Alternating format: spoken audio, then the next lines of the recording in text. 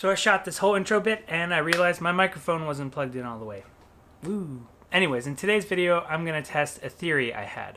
So the other day I was shooting with my stabilizer and I got really annoyed at it because it's really clunky and got in the way in tight spaces. So what I did is I just pulled my camera off the stabilizer and used the internal image stabilization that the Gh5 offers, and it yielded really good results. So today we're going to check out if the Gh5's internal image stabilization is better than a gimbal. So without further ado, let's go outside and get some test footage.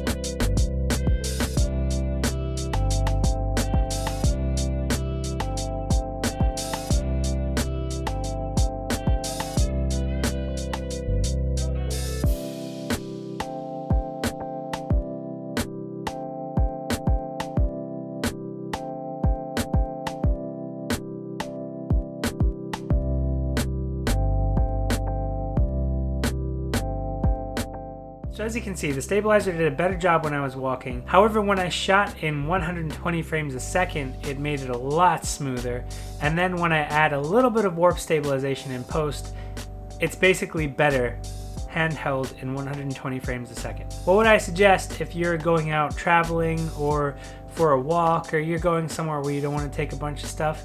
If your camera can shoot slow motion, add a little bit of warp stabilizer in post, and honestly you're better off handheld because you can get in so many more tight spaces and you can also get really unique angles handheld, whereas with the stabilizer it's a lot harder to get those unique angles unless you're shooting up like really low to the ground, because you just flip your stabilizer upside down so your camera is super low and then you can walk with that low to the ground.